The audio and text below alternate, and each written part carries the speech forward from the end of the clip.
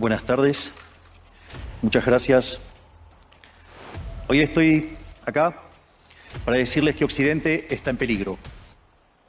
Está en peligro porque aquellos que supuestamente deben defender los valores de Occidente se encuentran cooptados por una visión del mundo que inexorablemente conduce al socialismo y, en consecuencia, a la pobreza. Lamentablemente, en las últimas décadas, motivados por algunos deseos bien pensantes de querer ayudar al prójimo y otros por el deseo de pertenecer a una casta privilegiada, los principales líderes del mundo occidental han abandonado el modelo de la libertad por distintas versiones de lo que llamamos colectivismo. Nosotros estamos acá para decirles que los experimentos colectivistas nunca son la solución a los problemas que aquejan a los ciudadanos del mundo, sino que por el contrario son su causa. Créanme, nadie mejor que nosotros los argentinos para dar testimonios de estas dos cuestiones. Cuando adoptamos el modelo de la libertad, allá por el año 1860, en 35 años nos convertimos en la primer potencia mundial, mientras que cuando abrazamos el colectivismo, a lo largo de los últimos 100 años, vimos cómo nuestros ciudadanos comenzaron a empobrecerse sistemáticamente hasta caer en el puesto número 140 del mundo. Pero antes de poder dar esta discusión, sería importante que primero viéramos los datos que sustentan por qué el capitalismo de libre empresa no solo es un sistema posible para terminar con la pobreza del mundo, sino que es el único sistema moralmente deseable para lograrlo. Si consideramos la historia del progreso económico, podemos ver cómo desde el año 0 hasta el año 1800 aproximadamente, el PBI per cápita del mundo prácticamente se mantuvo constante durante todo el periodo de referencia. Si uno mira un gráfico de la evolución del crecimiento económico a lo largo de la historia de la humanidad, uno estaría viendo un gráfico con la forma de un palo de hockey, una función exponencial que se mantuvo constante durante el 90% del tiempo y se dispara exponencialmente a partir del siglo XIX. La única excepción a esta historia de estancamiento se dio a finales del siglo XV con el descubrimiento de América. Pero salvando esta excepción, a lo largo de todo el periodo entre el año 0 y el año 1800, el PBI per cápita a nivel global se mantuvo estancado.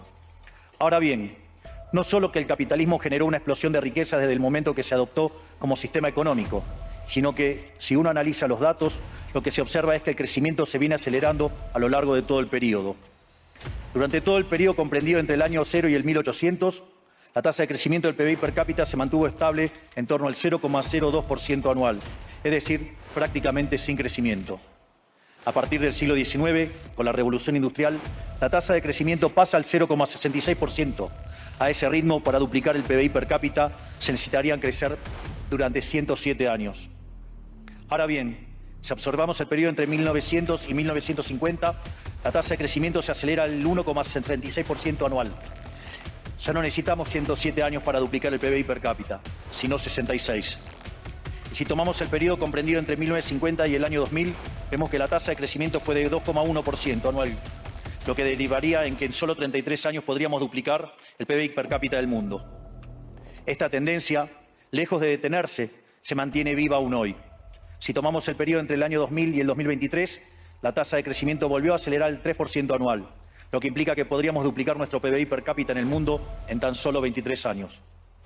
Ahora bien, cuando se estudia el PBI per cápita desde el año 1800 al día de hoy, lo que se observa es que luego de la revolución industrial, el PBI per cápita mundial se multiplicó por más de 15 veces, generando una explosión de riqueza que sacó de la pobreza al 90% de la población mundial.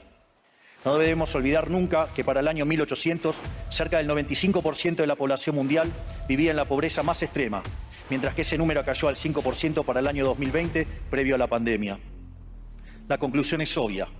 Lejos de ser la causa de nuestros problemas, el capitalismo de libre empresa como sistema económico es la única herramienta que tenemos para terminar con el hambre, la pobreza y la indigencia a lo largo y a lo ancho de todo el planeta.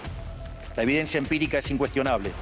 Por eso, como no cabe duda de que el capitalismo de libre mercado es superior en términos productivos, la doxa de izquierda ha atacado al capitalismo por sus cuestiones de moralidad, por ser, según ellos, dicen sus detractores, que es injusto. Dice que el capitalismo es malo porque es individualista y que el colectivismo es bueno porque es altruista, colagena, y en consecuencia bregan por la justicia social.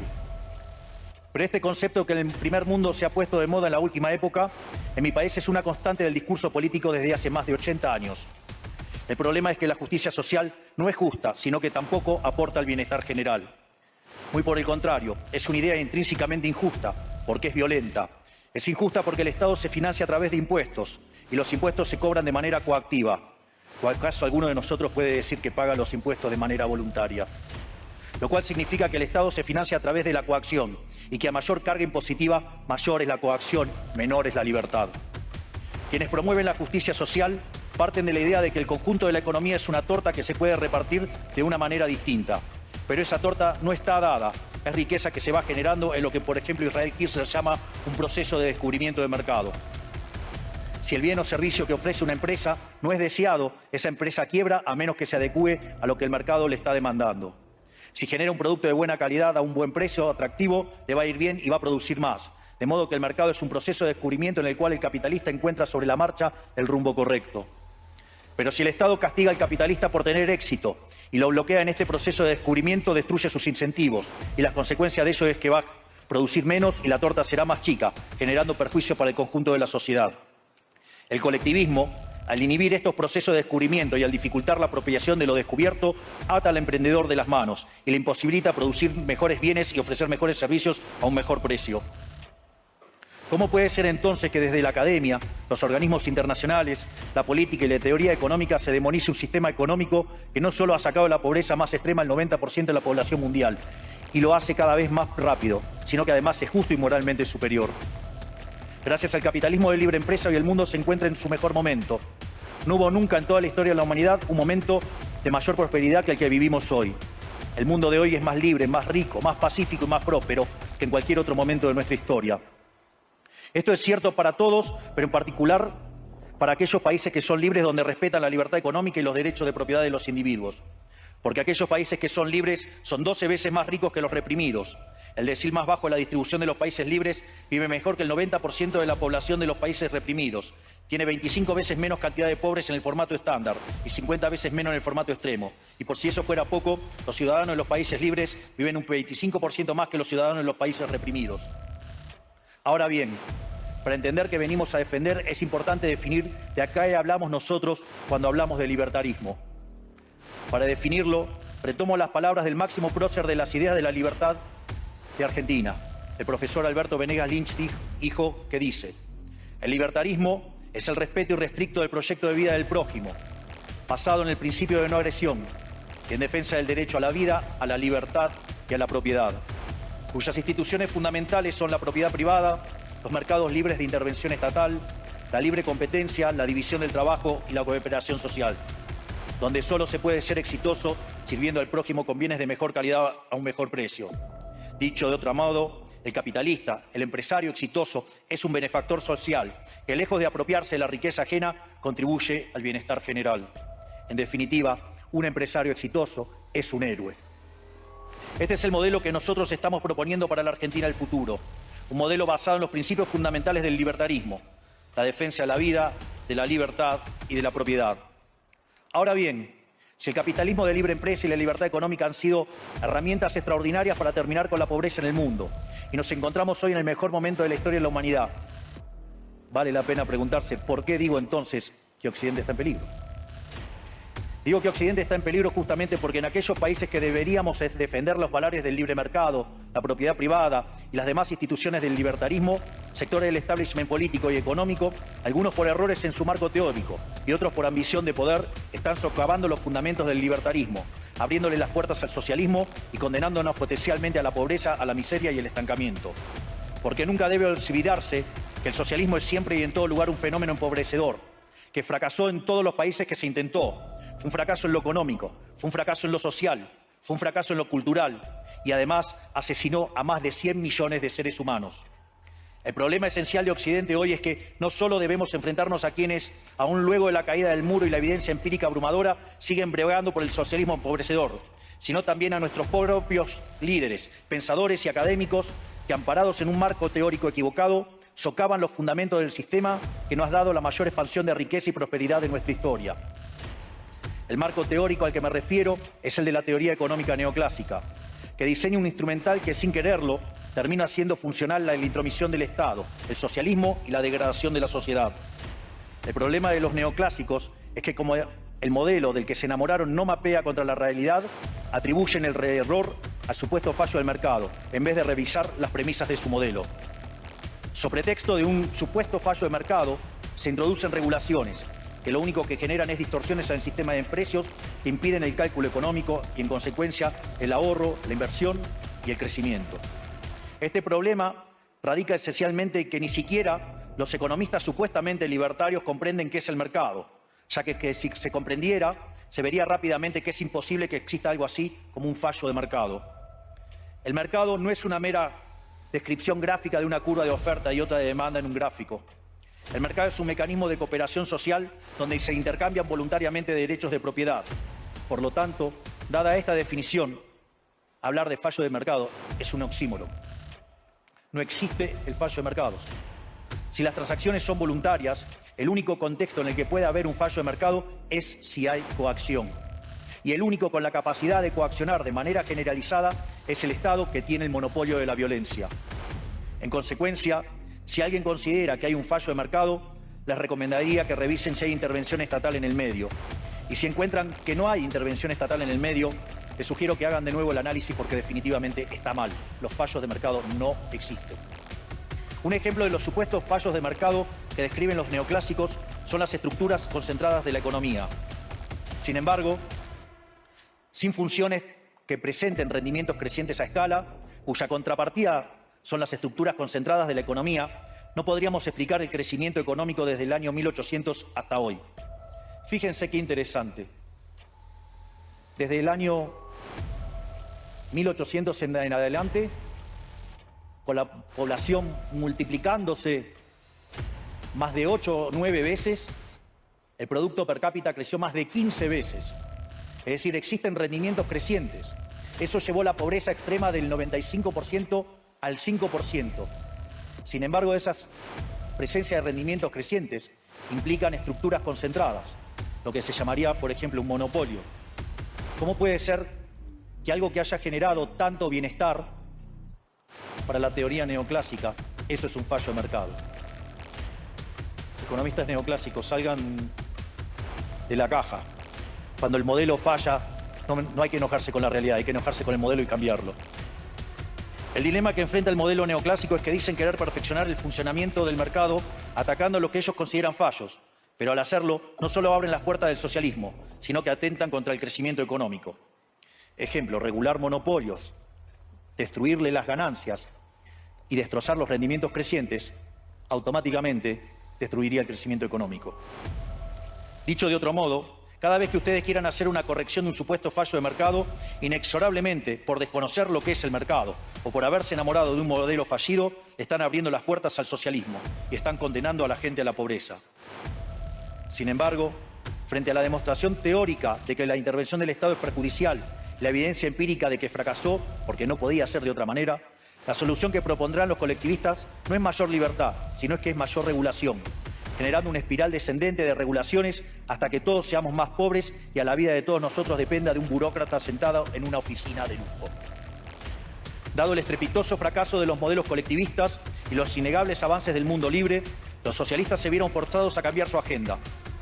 Dejaron atrás la lucha de clases basada en el sistema económico para reemplazarla por otros supuestos conflictos sociales igual de nocivos para la vida en comunidad y para el crecimiento económico. La primera de estas nuevas batallas fue la pelea ridícula y antinatural entre el hombre y la mujer. El libertarismo ya establece la igualdad entre los sexos. La piedra fundacional de nuestro credo dice que todos los hombres somos creados iguales, que todos tenemos los mismos derechos inalienables otorgados por el Creador, entre los que se encuentran la vida, la libertad y la propiedad. En lo único que devino esta agenda del feminismo radical es en mayor intervención del Estado para entorpecer el proceso económico, darle trabajo a burócratas que no le aportaron nada a la sociedad, sea en formato de ministerios de la mujer o organismos internacionales dedicados a promover esta agenda. Otro de los conflictos que los socialistas plantean es del hombre contra la naturaleza. Sostienen que los seres humanos dañamos el planeta y que debe ser protegido a toda costa, incluso llegando a abogar por mecanismos de control poblacional o en la agenda sangrienta del aborto. Lamentablemente, estas ideas nocivas han pregnado fuertemente en nuestra sociedad. Los neomarxistas han sabido cooptar el sentido común de Occidente. Lograron esto gracias a la apropiación de los medios de comunicación, de la cultura, de las universidades y sí, también de los organismos internacionales. Este último caso es el más grave, tal vez, porque se trata de instituciones que tienen enorme influencia en las decisiones políticas y económicas de los países que integran esos organismos multilaterales. Por suerte, somos cada vez más los que nos atrevemos a levantar la voz, porque vemos que si no combatimos frontalmente estas ideas, el único destino posible es que cada vez vamos a tener más Estado, más regulación, más socialismo, más pobreza, menos libertad y, en consecuencia, peor nivel de vida. Occidente, lamentablemente, ya comenzó a transitar este camino. Sé que a muchos les puede sonar ridículo plantear que Occidente se ha volcado al socialismo, pero solo es ridículo en la medida que uno se restringe a la definición económica tradicional del socialismo, que establece que es un sistema económico donde el Estado es el dueño de los medios de producción. Esta definición debería ser, desde mi punto de vista, actualizada a las circunstancias presentes. Hoy los Estados no necesitan controlar directamente los medios de producción para controlar cada aspecto de la vida de los individuos. Con herramientas como la emisión monetaria, el endeudamiento, los subsidios, el control de la tasa de interés, los controles de precios y las regulaciones para corregir los supuestos fallos de mercado pueden controlar los destinos de millones de seres humanos. Así es como llegamos al punto en el que, con distintos nombres o formas, buenas partes de las ofertas políticas generalmente aceptadas en la mayoría de los países de Occidente son variantes colectivistas. Ya sea que se declamen abiertamente comunistas, fascistas, nazis, socialistas, socialdemócratas, nacionalsocialistas, demócratas cristianos, keynesianos, neokeynesianos, progresistas, populistas, nacionalistas o globalistas. En el fondo, no hay diferencias sustantivas. Todos sostienen que el Estado debe dirigir todos los aspectos de la vida de los individuos. Todas definen un modelo contrario al que llevó a la humanidad al progreso más espectacular de su historia. Nosotros venimos hoy aquí a invitar a los demás países de Occidente a que retomemos el camino de la prosperidad. La libertad económica, el gobierno limitado y el respeto irrestricto de la propiedad privada son elementos esenciales para el crecimiento económico. Este fenómeno de empobrecimiento que produce el colectivismo no es una fantasía, ni tampoco fatalismo. Es una realidad que los argentinos conocemos muy bien desde hace por lo menos 100 años. Porque ya lo vivimos, ya pasamos por esto, porque como dije antes, desde que decidimos abandonar el modelo de la libertad que nos había hecho ricos, estamos atrapados en una espiral descendente en donde cada día somos más pobres. Esto es, ya lo vivimos nosotros y estamos acá para alertarlos acerca de lo que puede pasar si los países de Occidente, que se hicieron ricos con el modelo de la libertad, continúan por este camino de servidumbre. El caso argentino es la demostración empírica de que no importa cuán rico seas, cuántos recursos naturales tengas, no importa cuán capacitada esté la población, ni cuán educada sea, ni cuántos lingotes de oro haya en las arcas del Banco Central. Si se adoptan medidas que entorpecen el libre funcionamiento de los mercados, la libre competencia, los sistemas de precios libres, si se entorpece el comercio, si se atenta contra la propiedad privada, el único destino posible es la pobreza. Por lo tanto, para finalizar, quiero darles un mensaje a todos los empresarios aquí presentes y a los que no están, pero nos están siguiendo desde todas partes del planeta. No se dejen amedrentar ni por la casta política ni por los parásitos que viven del Estado. No se entreguen a una clase política que lo único que quiere es perpetuarse en el poder y mantener sus privilegios. Ustedes son benefactores sociales, ustedes son héroes, ustedes son los creadores del periodo de prosperidad más extraordinario que jamás hayamos vivido. Que nadie les diga que su ambición es inmoral. Si ustedes ganan dinero es porque ofrecen un mejor producto a un mejor precio, contribuyendo de esa manera al bienestar general. No cedan al avance del Estado. El Estado no es la solución. El Estado es el problema mismo. Ustedes son los verdaderos protagonistas de esta historia y sepan que a partir de hoy cuentan con Argentina como un aliado incondicional. Muchísimas gracias y ¡viva la libertad, carajo!